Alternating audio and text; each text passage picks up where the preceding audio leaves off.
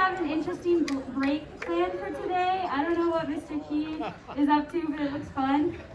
Just a quick thing about sports.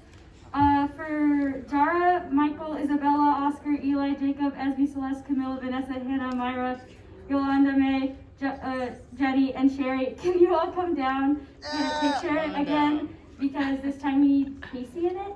And then, so there are a few announcements we have for sports.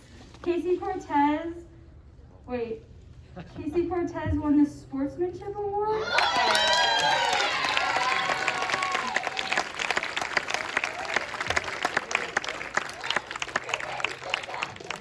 Oh, okay, I see. Okay, and the volleyball team won the PCAL Sportsmanship team as well.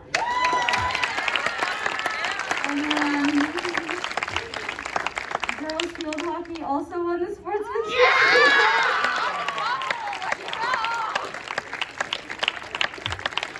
And then Michael Julian is the CCS champion. So.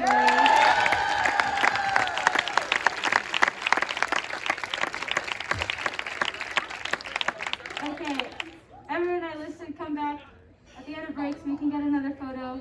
Thank you. And Michael is the CCS champion.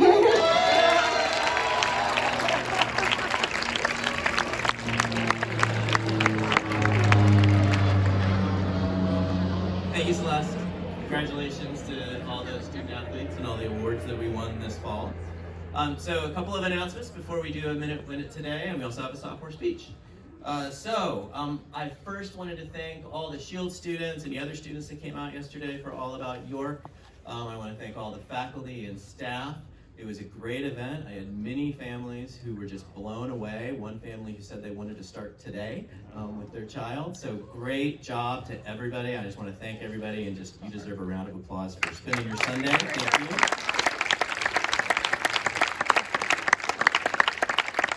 This is our last break before Thanksgiving holiday, and I also wanted to acknowledge the cast, the crew, Mr. Daniel and Mr. Williams, for the fantastic Frozen Junior musical. I'd like you all to stand up so you can get your acknowledgement.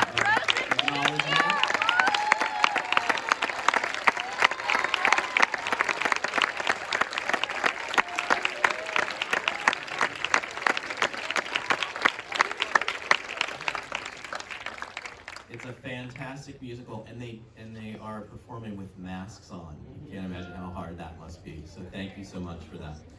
Speaking of the musical, on Wednesday at 10:30, there are going to be 24 kindergartners on campus from All Saints. They're actually coming to see Frozen Junior, an abbreviated version of it. So they're coming with their family. So if you see them on campus, welcome them to campus. They're going to be here from 10:30 till probably about 12:30 or 1. So looking forward to that. And then Thursday. So here's a slight change in Thursday's community block schedule. So we have a special announcement that I can't talk about today because it's a special announcement. And that special announcement is going to happen during the first 10 minutes of tutorial on Thursday. So we're going to be in here. There's going to be a special guest that's going to be here. It's really exciting news. We'll send more information out about that, but put that on your calendars to be here in the outdoor theater at 9:35 on Thursday. And then right after that, we'll just go right to tutorial. And then Friday is Grandparents and Friends Day. Yes. So we already have over 50 grandparents that have RSVP'd to be on campus with us on Friday morning, which is really exciting. It's a really special day for them and for those students that have grandparents and friends coming on that day. So just quickly, we have changed the E-Day schedule just for Grandparents' Day. You have the same classes on that day. So you can see here that the morning periods will be 45 minutes, and the afternoon will be 60 minutes. So we're switching the afternoon classes and the morning classes, okay? So those are just switched just for Friday for Grandparents' Day. We will send out an email to remind you about that. But again, that's for Friday. If you're a student that has a grandparent or a friend or other family member, as you did, if you have somebody coming that day, I will get more information in an email to you directly about what you're supposed to do. Fairly simple. You'll be going to class with your grandparents. There will be a program here in the morning. You'll come pick them up. I'll get all that information out to you, okay? So you know what you're supposed to do, all right? Okay, great. All right, minute to win it before Thanksgiving holiday. I need more than just these three. Let's go, come on, come on.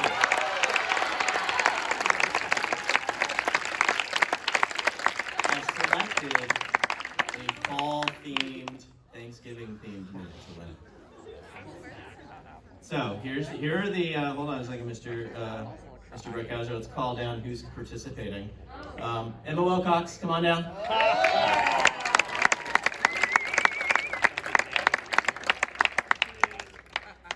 Mr. Wilcox. Yeah.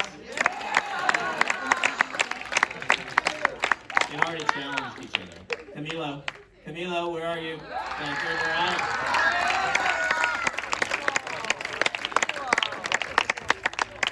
Brianna, come on, Brianna. Yeah, Brianna! Come on, Alondra. Come on, Alondra. And for the seniors, Casey. Come on, Casey. All right, Maya, come over here in front of the TV so you can see what you're doing real quick. Come on over here. Come on over here. You can see what you're doing so you know what you're doing. Mr. Wilcox, Camilo.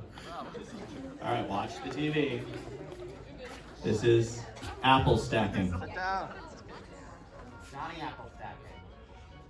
Johnny Apple Stack. The large delicious apple is at the top and has 5 distinct knobs at the bottom, but no 2 apples are identical in shape. In this challenge, the contestant must stack 5 of them, one on top of the other, forming a freestanding apple tower. If the tower falls, it can be restacked. Failure to complete this task in 60 seconds may result in elimination. Thank you, Mr. Brookhauser. All right, so this seems pretty simple, but I tried it this morning. It's not that easy. All right, so what you can do is take your apples out of your bag, and I would probably find the apple you want on the bottom. All right. Yeah, Alondra! Let's go, Junior girl! Wilcox, let us know. You have 6 apples in your bag. You only need 5. Okay. No, don't start yet. Don't start yet. Don't start yet. Pick the apple you want on the bottom and put that where you want to stack it. All right. Mr. Wilcox, why are you taking a stem up? I did not say that was allowed. All right. All right, are we all ready? And again, whoever gets the most stacked, even if you don't get 5, is going to be the winner. Oh, and you know what the prize is today? Oh yes. Emma, no It's grinding. perfect, again. Caramel. Or if you're from caramels. All right, ready? All right, Mr. Brookhauser.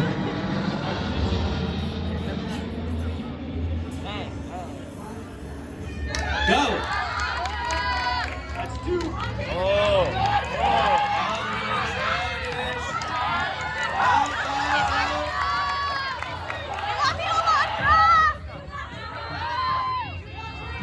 Mr. Wilcox's hands are shaking.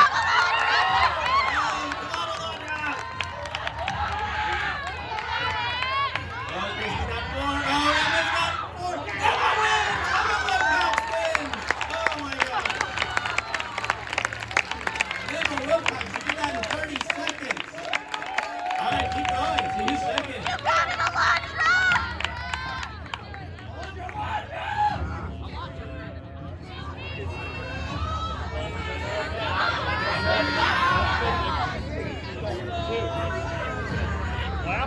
8, 7, 6, 5, 4. All right. Emma Wilcox. All right, so will you pick your bag here? Grab your apples, put them back in the bag for me. That would be helpful.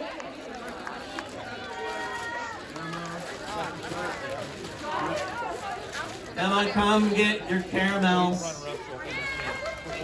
All right, 8th grade and Emma Wilcox. Congratulations. If you want to keep your apples, you're welcome to keep your apples.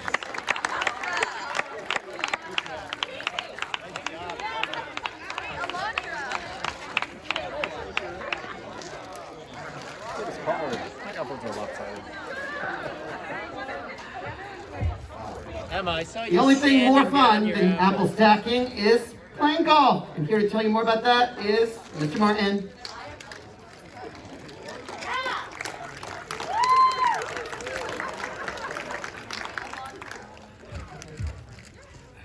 Good morning. There is a new health and fitness activity that is starting pretty soon.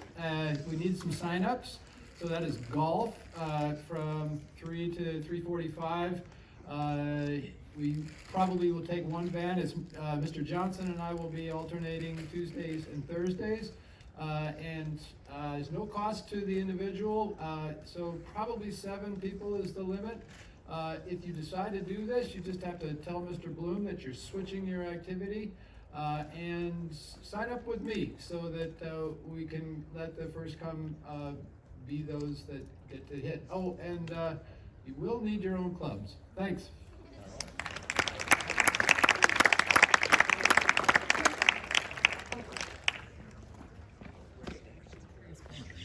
A reminder that those of you participating in the math contest, that's tomorrow morning, so come mind sharpened with pencils.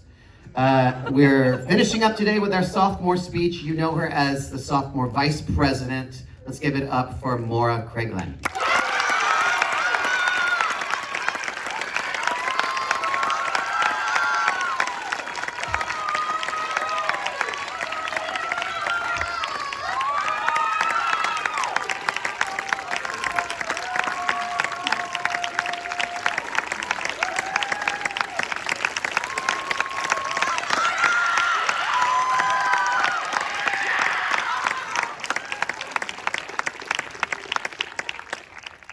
Have you ever woken up really early and without the warm embrace of your covers, the air around you feels like an unwelcome salve, drawing away the body heat that long hours of sleep provided?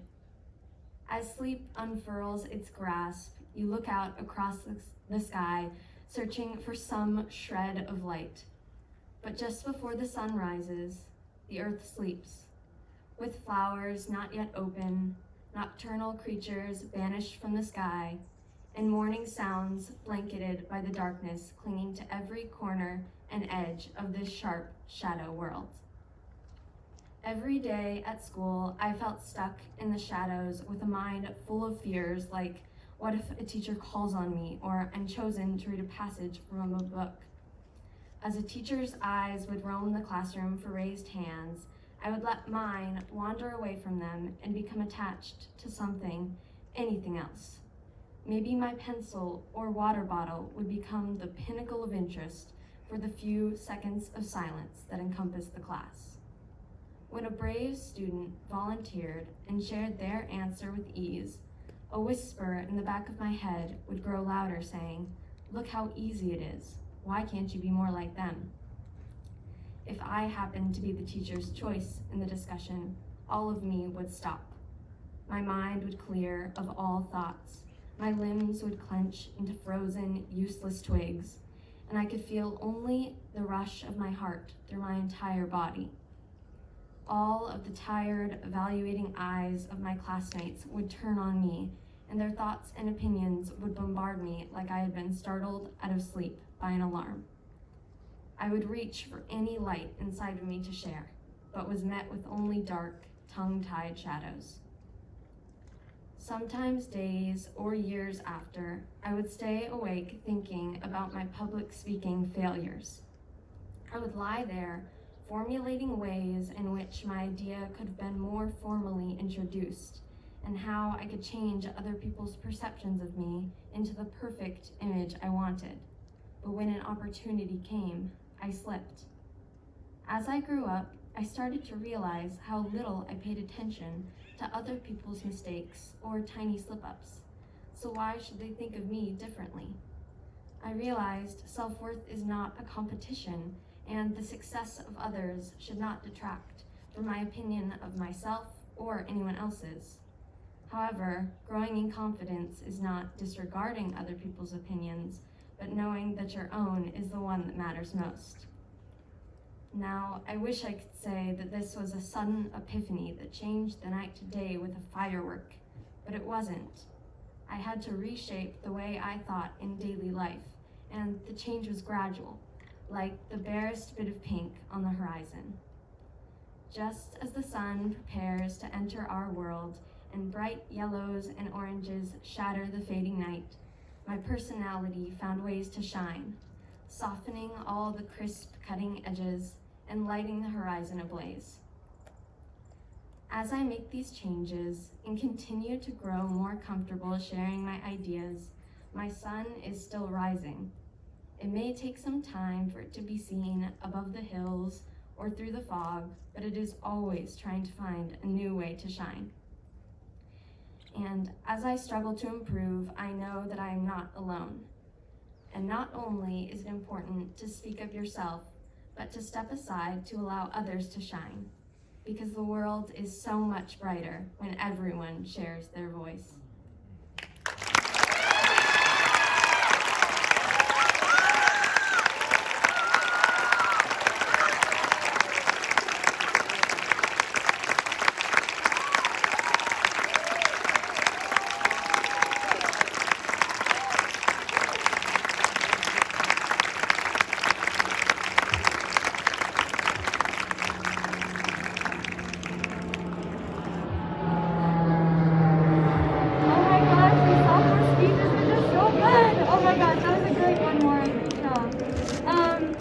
Like I said earlier, all the people that came down to take a photo, come down again. Casey, you too.